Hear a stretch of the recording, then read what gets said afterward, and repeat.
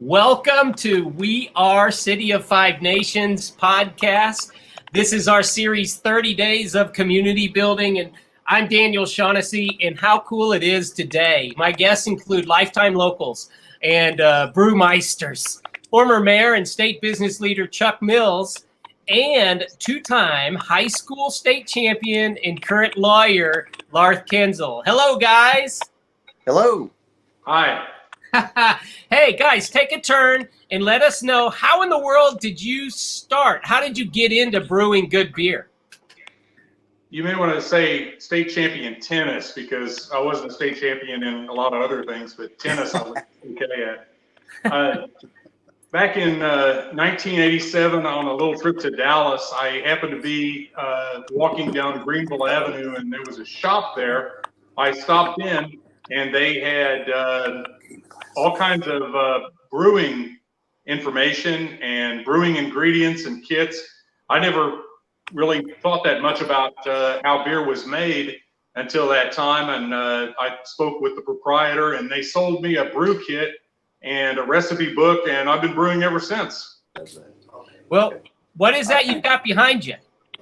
This is a beer that I've been brewing and been fermenting, and it's ready to be transferred. I use a system where I keg my product. I'm going to unveil this. This isn't to keep it warm. This is to keep light out, because light is bad for beer. So I'm going to open this up. That looks like a big tub of fun there, Larth. Yeah, this will be fun. And this is a beer style called a Cascadian, otherwise known as a black IPA. It is made like a regular IPA, but with darker malts.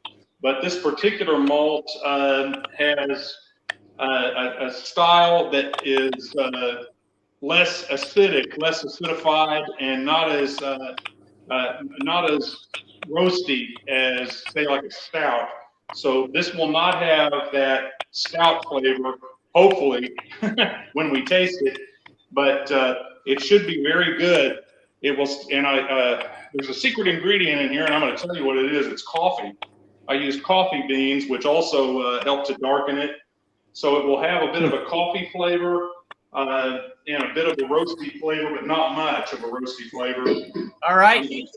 All right, we're going to let you get started with that, Larth. We'll watch what you're doing. And Chuck, how did you, let's go back to Chuck. Chuck, how did you get into brewing good beer?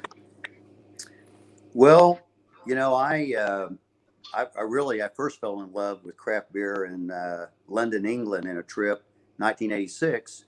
And, you know, I thought we can't get that here. So not at the time. And so fast forward to when I was mayor in 2008, early 2008, Bob Porsche asked me if I wanted to learn how to brew beer, because he'd been brewing for a few years. And I said, sure. And so we started with extract, which is a kit. You get everything in the kit. It's got a little bit of grain. It's got some liquid or dry malt extract. It's really a simple thing. Has the hops, has the yeast, has everything that you want. And you can pick those up online, or you can get it at a local brew store. Our local brew store that I like to go to is the brew shop of Oklahoma City over there on Pennsylvania and about 36th or something, somewhere in that area, 29th. Anyway, so I started brewing with Bobby, and I tell you, after that first one we made, I was hooked. I go, this is it. Fresh. We're making 5-gallon batches, just like Larth has there. And so we brewed for about, together for about 7 years. Then we took a break, and he got busy because his kids were all getting married.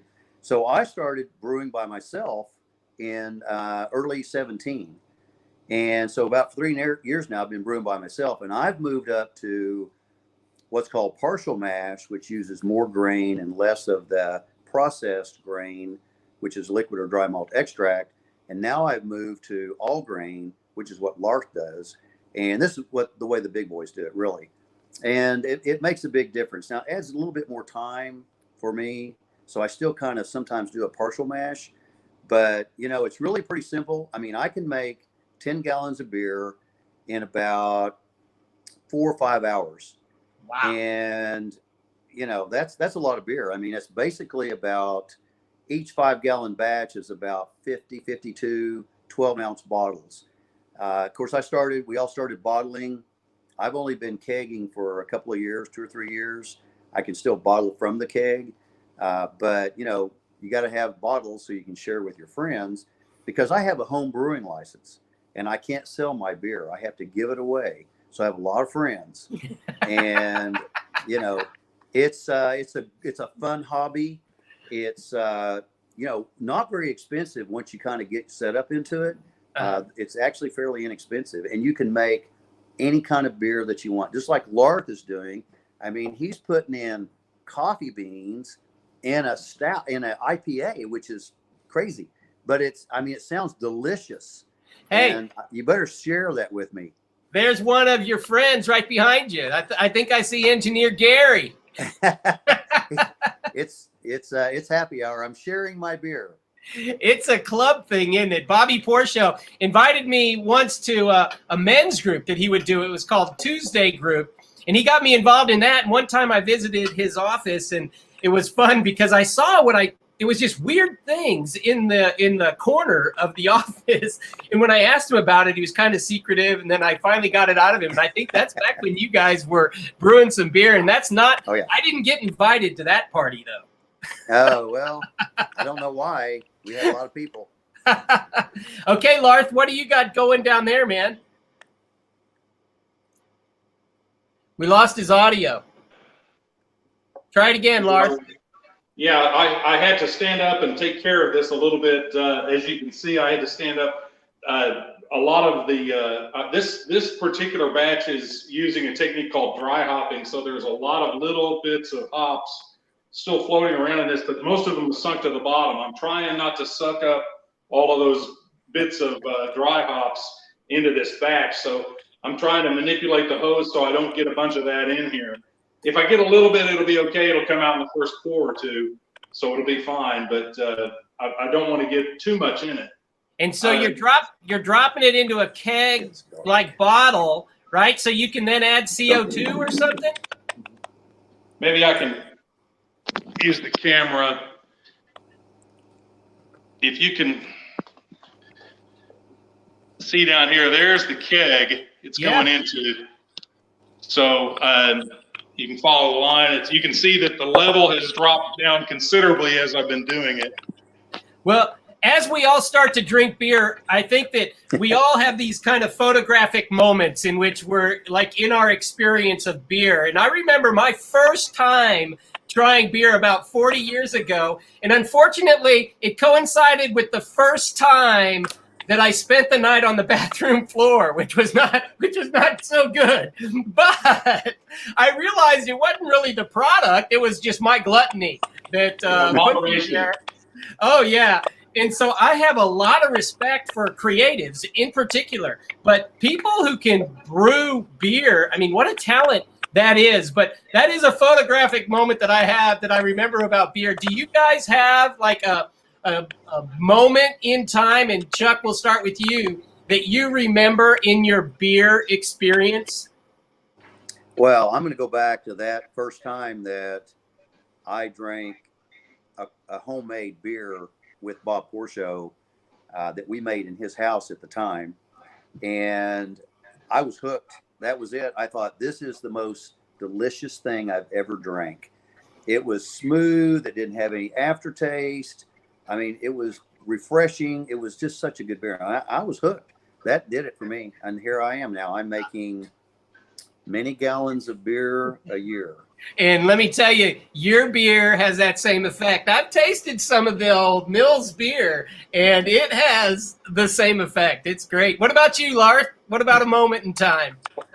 Well, I'd like to say that Chuck's beer was a transformative moment, but before that time, back in 1982, I had an opportunity to go to Germany. And so that was when I got my first real experience with beer that was consistently really good beer. The commercial product there is nothing like the commercial product was in the United States in 1982.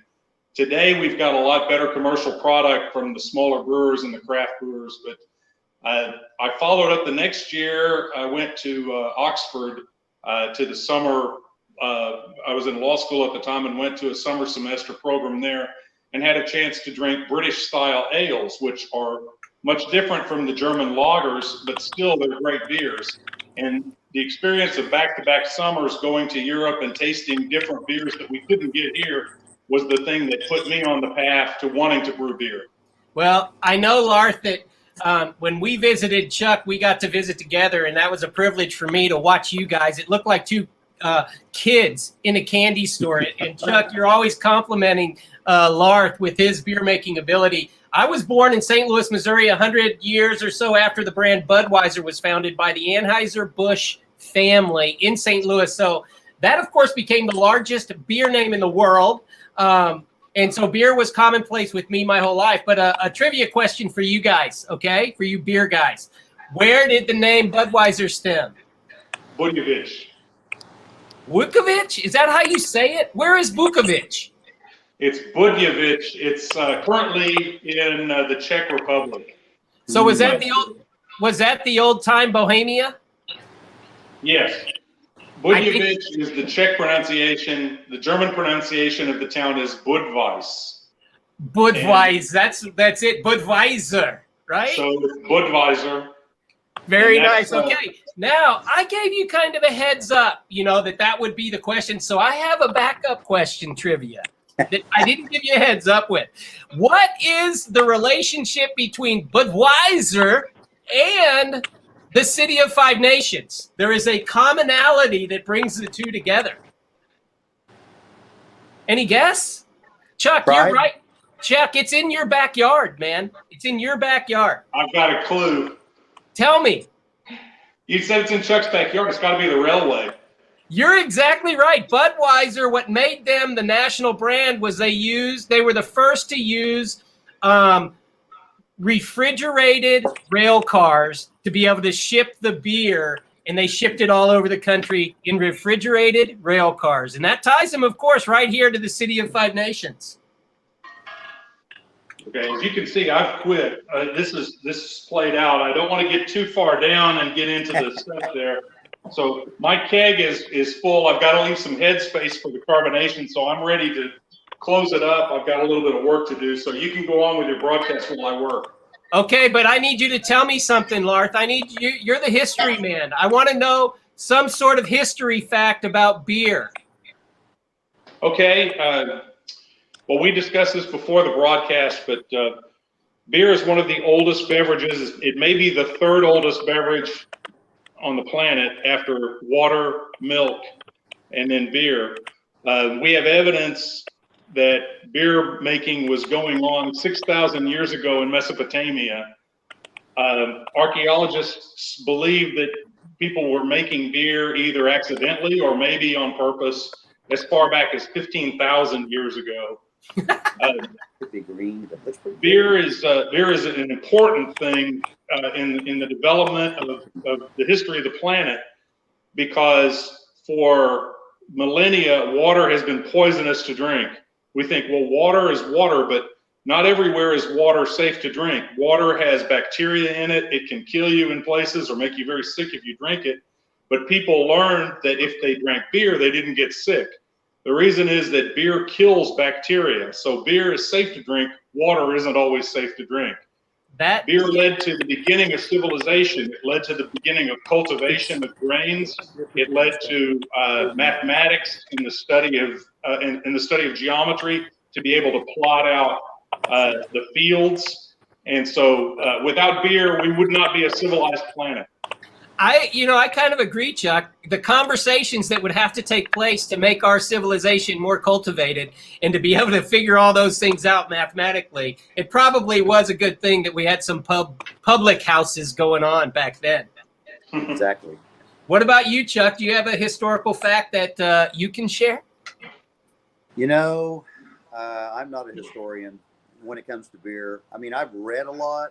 Uh-huh. As you start making different styles, I always do a little bit of research, and of course that always includes the origination of that beer and with the style. And that's the thing, is there's so many different styles. I mean, Gary knows, as he started, he had no idea there were so many different kinds of beers. He's drinking one of my very first type styles of beer I've made. It's a Belgian Double. And, I've made Belgian Pilsners, I've made triples. I've not made a quad because those are really strong, but I've never made a Belgian Double. And so this is my first one, and it actually came out really well. But there's just so many different ales and lagers, and, and that's the thing that people don't understand a lot of times, is the differences. An ale is a top fermenter that's brewed at room temperatures.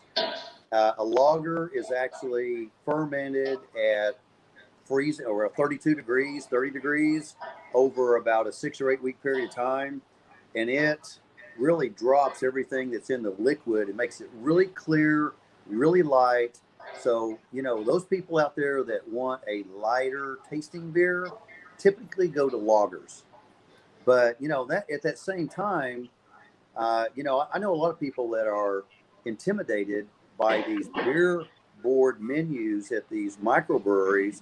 And I always tell people, look, there's a few simple things you want to look at. One is the IBUs. That's the International Bittering Unit. And that had, bars make some really good high IBU IPAs that aren't that bitter. Because typically a lot of IPAs are just bitter because they pile a lot of hops in there, and it makes it really bitter. But that's not necessarily 100% true. But if I were going to just a microbrew that I didn't know anybody that made it, I would look at it, and I'm going to top out at about 50 or 60 IBUs to be conservative. Lars has given me some that's like 90 IBUs, and it is great.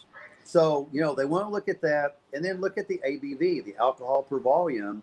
That's your alcohol percentage. So, and then look and see if it's an ale or a lager. I mean, that's it. There's just a very few things, but I'll tell you what, number one would be that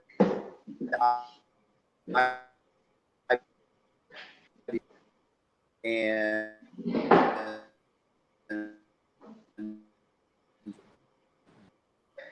yeah, so we lost Chuck just for a second, but Larth. So what I heard him to say though was the ABU, the bitter, IBU. That should be somewhere between 50 and 60 is probably a pretty safe one for most novice drinkers. No. Okay. No. Novice drinkers are going to want something very low on the IBU scale. A Budweiser, a Bud Light, a Coors Light that people are familiar with drinking is going to be very low, typically like maybe 12 to 20 on the IBU scale. It's not going to have much hop flavor to it. Okay. That's craft brewers and home brewers. That's their big complaint about commercial brewing is they use cheap ingredients. They use not enough hops and not the right kinds of hops. Gotcha. When you're crafting your own beers, you're free to use better ingredients, higher quality ingredients. The beers that people buy commercially, not from the craft brewers that are in place, starting with in Oklahoma City, starting with Coop. Now we have dozens of them, Anthem and Stone Cloud and Rough Tail, Vanessa House. I could go on. There's now dozens of breweries in Oklahoma City. Yeah. But the old beer that we could buy here, the Budweisers and the Coors, are made. They're not made in the traditional way that European beers are made. They're made with adjuncts like corn syrup and rice. Gotcha. Which is much cheaper than barley, and they use small amounts of hops, and hops are really the most expensive thing in your beer. So that's why when I go to these breweries, there's a weight to the beer that I'm drinking. I mean, you Yes. feel it. It's like you're eating. Yes. And there are, I mentioned Vanessa House. Vanessa House has some styles that are very quaffable. Their 401k is a light ale that's a good entry beer for people who haven't been to craft breweries before, but they can typically drink that and they can tell that it's a high quality beer without it being overpowering in flavor until they get used to that. Well, I think I'm going to be applying for a beer license for that West Main Street building, and I want you guys to be my small quantity master brewers. That would be fun. How about that? Let's do it. That sounds fun. I've got some beer names. I need your opinions, okay? First of all, how about Mayor's Brew? How about that? I like that. Or Mayor's Choice. Like Mayor's Milk. Oh, yeah. Mayor's Milk. That's nice. Oh, I could make a milk stout. A sweet milk You stout. could. I think that's cool. How about Lawyer's Lager? I like it. You like Oh, that? boy. I'm do you- not sure I like that one. Hey, how about Ironside IPA? For Ironside? Railroad. Yeah, I like that. That's I good. like that one. Larth It in is. charge of that one. Well, my IPA series is Wolf Tears. Oh, Wolf. I like that too. Uh-huh. That's right. Well, I think here's you guys another would one have for some of that. Here's another one for you, Chuck. I think you might like this. How about if we call one Deep Drill? Okay. You like that? I like that. What do you think, Larth? Deep Drill. Deep Drill. I'm not And sure what what kind style of is beer it? that would be. I mean, is that a double? Is that maybe that's a quad or something? Chuck Drill, that can sounds- use that one to make his first quad. That sounds like a double IPA. DIPA. Okay. Deep DD. Drill DIPA. What do you Love think? it. Okay, now this might be my favorite, and it's kind of funny. I might be playing to the crowd, but why don't we call one Kienzle? I mean, that's a good German name, right? Kienzle. That's going to be my lager. My Pilsner is going to be a Kienzle kind of like Kienzle. Lowenbräu. So I love it. There's a number of ways that we could get mill in there or mills in there, hundreds of ways, I'm sure. Hey, I like Kinzelweizen. Kienzle that's a good Weizen? one. German wheat beer. Kinzelweizen. Yeah, I like that too. Yeah. that's Hey. good. So, This is crazy. Chuck, we'll start with you. Tell us, how do you judge a good beer in the sense of what makes a beer good? Okay, this is my idea of a good beer. When you take a drink and you get all the flavor in your mouth and you go, oh man, that tastes so good. And you drink it and there's no aftertaste, which makes you want another drink. That's the perfect beer. I like that a lot. You know, there's a lot of times in which that just doesn't happen. And I mean, I won't go into a place anymore and actually, if they just have cans, I won't be drinking beer because I just can't get away from that aftertaste. You hit that well. What do you think, Larth? What's the judge of a good beer? What a good beer is, that's a subjective thing. There are people who love Coors Light. I wouldn't drink a Coors Light today unless it was the only thing available. But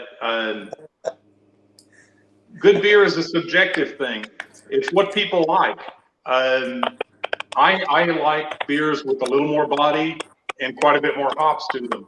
Not everybody likes that, and I understand that. So sometimes I brew beer that doesn't have that high gravity, high hop quality because I've made a beer for people that is more of a light Belgian style with orange in it.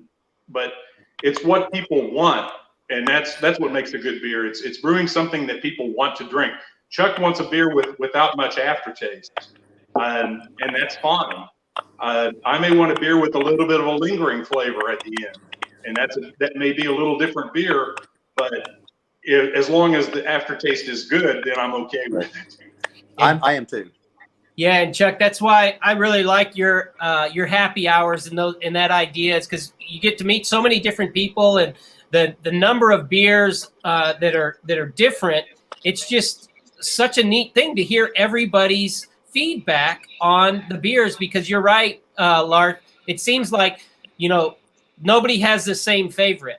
They're all just a little bit different with the opinion. It's very subjective.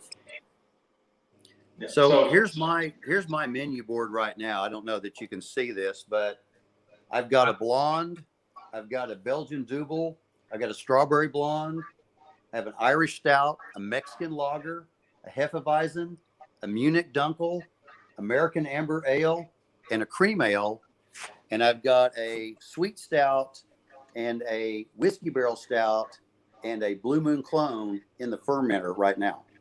I have variety. That you do. And Larth, what about you, man? What are you? We've got your keg right behind us, right? Yeah, this is. I described this, but I'll tell you, it's brewed with a German malt called Black Prinz, Prinz. Yeah, I have some of that. Perfect. It's a good malt to bring in some dark color without giving it too much of a roasty flavor. Because this has coffee beans and Black Prinz, I've thought of calling this either Prince of Darkness or maybe Java Prince. So I'm open to the name, but I think we'll just call it Java Prince for today. I like that. I like that too. That's actually pretty cool. And we at the City of Five Nations believe community filled with individuals, foreign to one another, coming together to create deeper, truer understandings of each other is going to drive this entire world to a more powerful and positive human experience.